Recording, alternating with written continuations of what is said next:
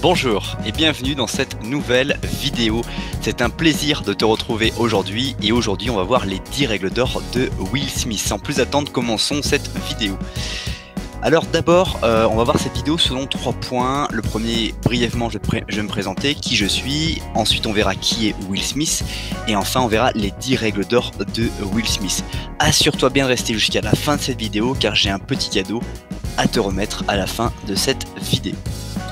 Alors qui je suis? Je suis Ogier Dolé, je suis salarié, entrepreneur, rentier et actionnaire et j'aide chacun à basculer vers la réussite de sa vie en l'aidant à améliorer son corps, son esprit, ses relations et ses finances. Donc n'hésite pas à t'abonner dès maintenant à la chaîne YouTube pour ne pas rater les prochaines vidéos ou redécouvrir les vidéos les plus inspirantes. Qui est Will Smith?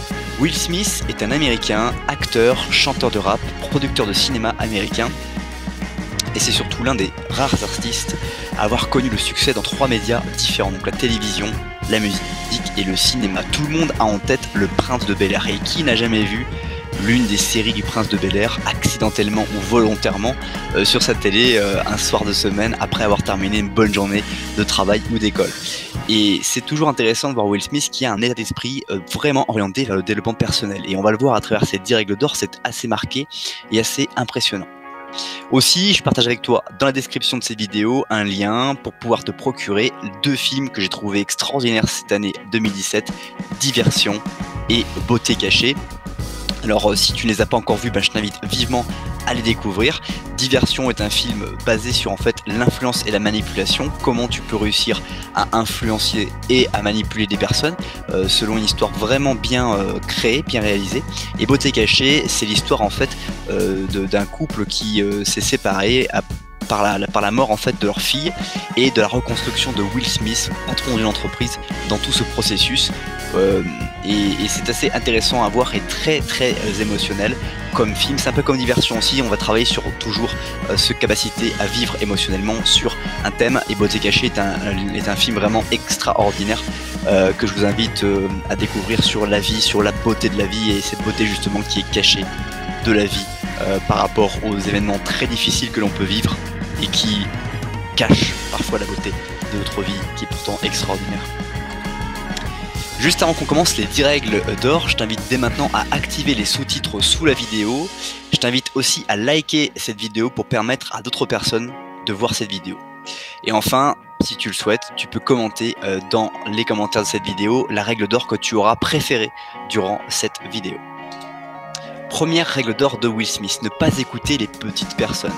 Cette phrase est directement issue de son film À la poursuite du bonheur, dans lequel il incarne un père de famille qui se retrouve séparé, encore une fois, un peu le thème qu'on avait vu dans Beauté cachée, mais qui est très réel. Un père de famille qui se retrouve séparé avec son fils en bas âge qui est à l'école et qui vend des appareils radiographiques qu'il a acheté un stock de, je crois, 100 appareils. Et il a toutes ces économies dans cet appareil qu'il pense novateur et il s'aperçoit à force de les vendre qu'en fait ça ne vaut rien, que les chirurgiens ont du mal à acheter ce matériel médical. Et du coup en fait il n'arrive pas à gagner de l'argent, il est embêté et je vous résume rapidement le livre sans spoiler. Et en fait il se découvre une nouvelle possibilité en rencontrant par hasard quelqu'un un jour qui pouvait devenir trader et qu'il faut se former, mais que c'est gratuit. C'est gratuit pour se former, c'est une école gratuite. Par contre il faut passer du temps à se former. Et comment peut-il réussir à vivre avec son fils qui maintenant il est en charge de son fils pendant que sa femme s'est séparée, et comment peut-il aussi obtenir cette nouvelle vie à la recherche, à la poursuite du bonheur. Et dans ce film-là, cette phrase est prononcée à un moment donné où il s'emporte et dit à son fils quelque chose comme quoi il ne pourra jamais faire un rêve que son fils lui a énoncé. Et juste après, quand tu vois que son fils boude et démotivé et triste, il lui dit « Ne laisse personne te dire ce que tu arriveras ou tu n'arriveras pas à faire, même moi ». Et c'est ça finalement qui résume cette règle, ne pas écouter les petites personnes, c'est ne pas écouter les personnes qui vont être négatives au travers de toi. Alors on a déjà vu dans plusieurs vidéos qu'il y a 2 types de personnes, il y a les personnes qui vont être extérieurs à nos vies sur lesquels, voilà, qu'ils disent des choses, on peut très facilement filtrer et se dire bon écoute, il ne me connaît pas, il dit quelque chose sur moi ou il me donne un conseil qui n'est pas adéquat à ma vie. Et puis il y a des deuxièmes types de personnes qui sont les personnes de notre vie, notre famille, nos amis proches, qui vont avoir une influence relativement importante. Et quand on va leur présenter un projet, un rêve, une idée, ils peuvent nous dire quelque chose qui va être très puissant sur notre réflexion, très puissant sur notre capacité à agir, qu'on aurait pu, ça va être paralysant. En fait, comme je répète et toujours très régulièrement, la performance est égale au potentiel moins l'interférence. Si des personnes dans votre cercle social vont vous dire à un moment donné, écoute, tu ne peux pas faire ce que tu veux faire, tu veux partir un an en vivant uniquement de ton entreprise en ligne par exemple, et bien si vous écoutez ça, vous allez avoir des interférences qui vont faire que votre potentiel va être altéré et ne pas être égal à la performance. Donc ne pas écouter les petites personnes, n'écoute pas les petites personnes, ou en tout cas les personnes qui ne savent pas vraiment et qui n'ont pas vraiment le niveau d'expertise que tu possèdes aujourd'hui, car seul toi as le niveau d'expertise total et conscient de ce que tu peux faire et ce que tu veux pour ta vie. Deuxième règle d'or, où tu es n'est pas où tu es en train d'aller. Il y a beaucoup de personnes qui confondent l'idée que là où ils sont est un endroit où ils sont pour toujours. Nous ne sommes que des personnes de passage et partout où nous sommes, nous en partirons un jour. Nous en partirons un jour parce qu'on nous mourrons peut-être dans le lieu où nous sommes actuellement, peut-être parce que du coup nous déménagerons, peut-être parce que nous déciderons de changer notre vie, de changer quelque chose. Donc où tu es maintenant n'est pas où tu es en train d'aller, et ça peut être physiquement comme on vient de l'imaginer, ou ça peut être aussi psychologiquement. Ce que tu penses aujourd'hui n'est pas ce que tu penseras ou ce que tu arriveras à penser plus tard. Donc il faut toujours garder en tête que les choses changent et que tu dois être aussi acteur de ces changements, que tu dois accepter cette possibilité que parfois il faut être capable de sacrifier ce que tu es pour ce que tu veux devenir. Troisième règle d'or, c'est faire un choix.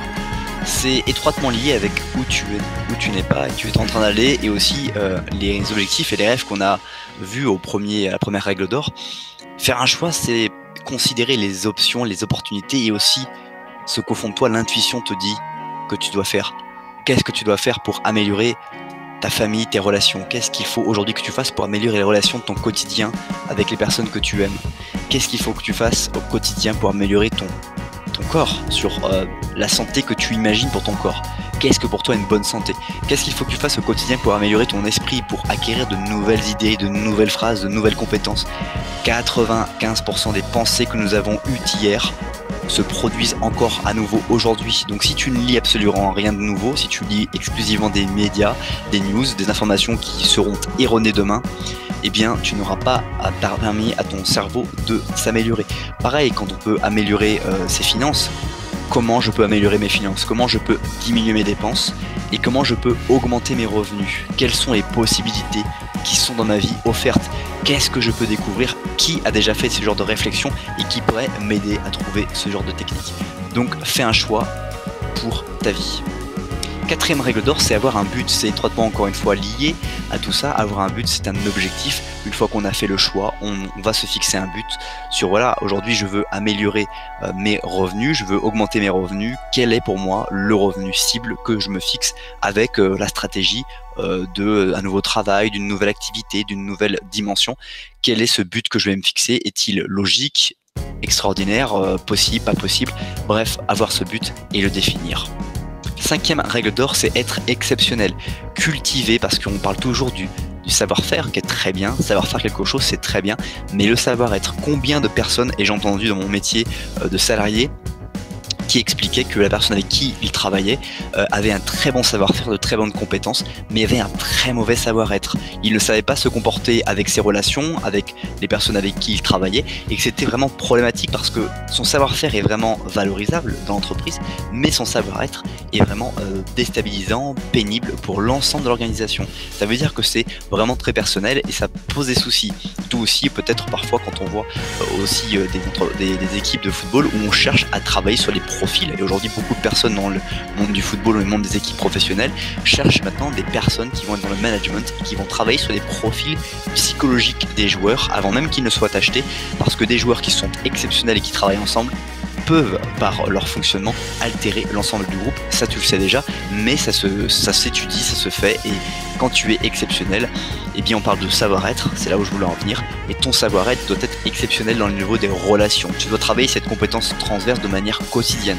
Comment puis-je lier des relations? Comment puis-je apprendre à écouter les autres? Comment puis-je apprendre à ne pas heurter l'émotionnel des gens de manière négative? Comment puis-je être quelqu'un qui obtient ce qu'il veut sans froisser, sans gêner, sans peiner les gens qui sont autour de moi? Voilà autant de questions qui, quand on se les pose, nous permettent de trouver des réponses, et quand on est vraiment motivé à devenir exceptionnel, nous permettent de trouver des solutions. 6e règle d'or, c'est s'engager. S'engager, un engagement qu'on peut avoir sur quelque chose, est l'une des plus fortes puissance qu'on peut avoir pour atteindre notre but. Si on s'engage à vouloir augmenter ses revenus, à améliorer ses relations, si on s'engage au fond de soi psychologiquement et physiquement, si psychologiquement on crée une pensée positive, un ancrage très fort par une réflexion profonde quotidienne sur ce qu'on veut réussir comme objectif, et qu'on s'engage psychologiquement et physiquement, donc penser et agir par la pensée et l'action, alors là, les choses permettent d'avancer et de réussir. Et c'est là où est très fort Will Smith, c'est l'engagement et la réflexion, la conceptualisation qu'il a sur les choses qui lui permettent de vraiment avancer. 7e règle d'or, ne sois pas hors de ton travail. Dans cette règle d'or, Will Smith propose de réfléchir de manière entièrement différente. Lorsque tu es dans ton travail, lorsque tu es dans une mission, alors focalise-toi exclusivement là où tu es. Il y a beaucoup de personnes qui vont faire des multitâches et qui vont finalement ne pas être très pertinents, ne pas être hyper productif sur ce qu'ils réalisent. En étant dans ton travail, il faut que tu sois dans ton travail. Lorsque tu fais une chose, il faut te donner à fond. Jim Rohn, l'un des motivateurs et inspirateurs de motivation, propose des choses comme celui-ci. Quand tu es dans ton travail, travaille à 100%. Quand tu es dans ta vie personnelle, dans ta vie familiale, sois-y à 100%. Et il faut que tu sois toujours focus, concentré sur les choses de ta vie. 8e règle d'or, travailler sur ses compétences. Will Smith est l'une des personnes qui démontre, par avoir été l'un des rares personnalités américaines à avoir été sur les 3 médias, avoir développé des compétences dans différents domaines, notamment les compétences professionnelles, celles qui lui permettent de chanter, du rap, celles d'être acteur et celles d'être producteur, comment lancer un film, comment produire un film. Ça, c'est des compétences qui s'acquièrent professionnelles. Et puis derrière, ces compétences transverses, les compétences sur lesquelles il est important de travailler dans notre monde, puisque l'évolution des choses fait qu'il faut maintenant continuellement travailler sur ses compétences professionnelles, mais pour faire augmenter et progresser ses compétences professionnelles, il faut des compétences relationnelles. On en a déjà parlé dans le savoir-être exceptionnel, et ces compétences, il faut les développer sur le plan relationnel, et c'est là où Will Smith est très fort, c'est que ces compétences relationnelles lui permettent d'être une personne agréable qu'on veut avoir chez soi le soir quand on rentre du travail, une personne qu'on veut inviter le samedi soir pour passer un bon moment, parce que il est toujours en pleine forme, il est toujours souriant, il a toujours envie de partager avec les autres. 9e règle d'or, c'est laisser la peur motiver. Quand vous ressentez la peur, et c'est pour ça que Les Brown en anglais dit « Fear is the first evidence appearing real », ce qui signifie que la peur est le premier signe, on va dire, extérieur, la première évidence extérieure que les choses sont en train de se passer, que les choses sont en train d'avancer. Et la peur, c'est souvent quelque chose qui est temporel. Ça veut dire que si je dis aujourd'hui que tu dois passer de tes revenus du SMIC à 10 000 euros par mois avec une stratégie très simple, eh bien tu vas avoir peur parce que c'est en un mois qu'il faut le faire. Par contre, si je te le dis de le faire en 10 ans, et bien voilà, même si le plan d'action je te le donne et puis que tu lis la feuille de route, tu vas dire j'ai quand même 10 ans, donc je peux ne pas travailler comme un fou tout de suite. Et c'est ça qui est intéressant à voir, c'est que quand la peur commence à vous motiver, c'est que le temps qui est estimé, psychologiquement, vous n'en êtes pas sûr. Je répète, quand vous ressentez la peur, c'est que vous dites que dans le temps qui est proposé pour vous, le temps qui vous est alloué pour réussir ce que vous devez faire, et bien psychologiquement, parce que rien ne s'est encore passé, il n'y a encore aucune action qui a été commise, et bien vous, psychologiquement, vous vous dites je ne me vois pas réussir à faire toutes les étapes pour atteindre ce que je dois faire dans le temps qui m'est imparti. Et c'est là qu'on a peur. Donc la peur vous motive, et la peur est un très bon indicateur. En prise de parole en public, par exemple, lorsque je m'exprime auprès de personnes, lorsque je prends la parole en public, il est toujours pour moi naturel d'avoir le trac avant de passer au public.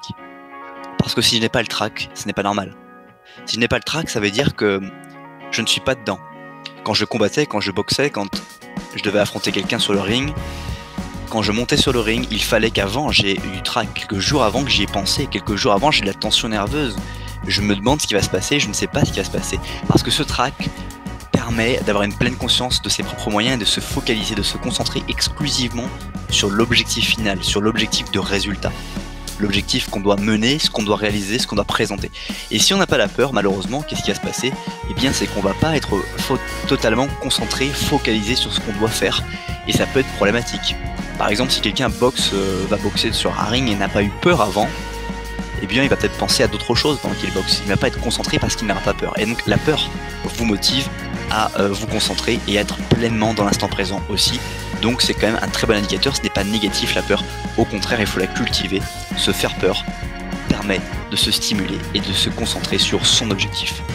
10e et dernière règle d'or, être fantastique dans ce que l'on fait. Être fantastique est encore un savoir-être qui est extraordinaire. Quand tu es fantastique, quand tu fais des choses et que tu le fais avec un savoir-être fantastique, que tu es soigneux, que tu fais les choses par rapport à ce que les gens attendent de ce que tu dois les faire, donc bien prendre l'information de ce qu'ils attendent réellement, et bien tu te sens fantastique, tu te sens bien et tu as envie encore de continuer, tu as envie justement de travailler là-dessus et tu cherches toujours à te faire peur parce que c'est comme ça que tu continues à avancer, à progresser. C'est déjà la fin de cette vidéo. En début de cette vidéo, je t'ai proposé un petit cadeau. Je te propose dès maintenant de télécharger gratuitement mon guide et podcast exclusif avec 7 idées d'habitudes gagnantes que tu peux mettre en place dans ta vie pour atteindre le succès et devenir exceptionnel. Merci pour le temps que tu as consacré à cette nouvelle vidéo. Passe une bonne suite de journée et je te dis à bientôt pour une prochaine vidéo. Au revoir.